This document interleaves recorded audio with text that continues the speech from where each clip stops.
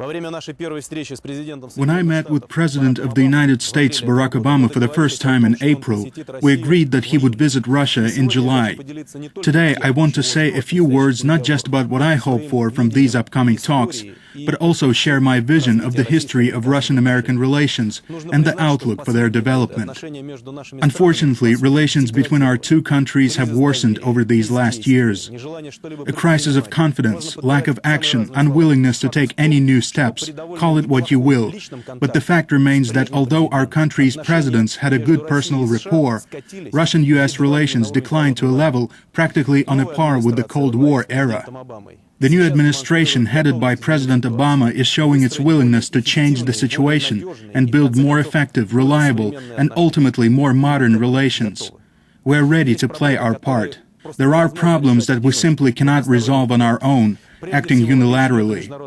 This is true above all of international security, the fight against terrorism, extremism, proliferation of weapons of mass destruction, and drugs trafficking. These are common challenges and they are our common responsibility. Our two countries have a great responsibility in this respect, for our relations will have a direct impact on shaping the state of our world over these coming decades. No matter who is president of Russia or the United States, they will always bear the special responsibility for the decisions they make.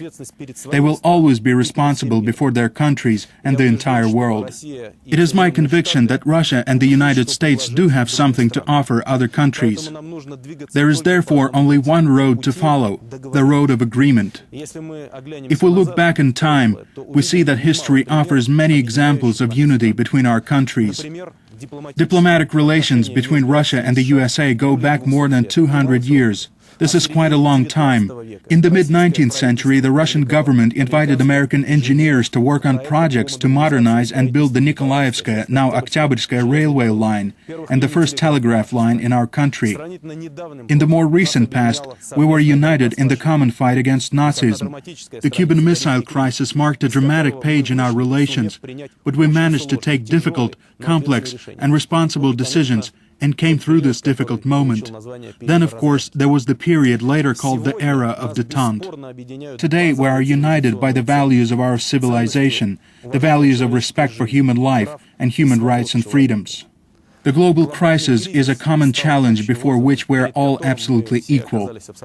Today we all face difficulties that come on top of our own particular experience and current situation. In this situation, it is hard to say who is having a harder time getting through these difficulties. Russia, after all, had only just begun addressing many of its economic problems, while this is the first time in many years that America has been hit by such a serious crisis. But now is not the time to say who is suffering more and who is stronger. Now is the time to unite our efforts. We simply must improve our relations in order to put our joint efforts into resolving the numerous problems facing the world today. I said at the start that personal relations do not resolve everything, but at the same time, they're a factor not to be underestimated. I hope that President Obama's visit will give him, his family, and his team the chance to get to know Russia better. I hope he will sense here our real interest in improving the relations between our countries and peoples. Precisely for this reason, I hope that my American colleague and I will hold substantial and full-fledged talks that will produce real results. I hope that these talks will give us the chance to examine all aspects of our relations. Russia and America need new, common, mutually beneficial projects in business, science, and culture. We need to move forward on the basis of a resolutely practical agenda. I hope that this sincere desire to open a new chapter in Russian-American cooperation will be brought into fruition to the benefit of our countries and the entire world. President Kennedy, who during the Cuban Missile Crisis found himself having to make some very difficult decisions, once addressed to the American people words that I think are very wise. If we cannot end now our differences, at least we can help make the world safe for diversity.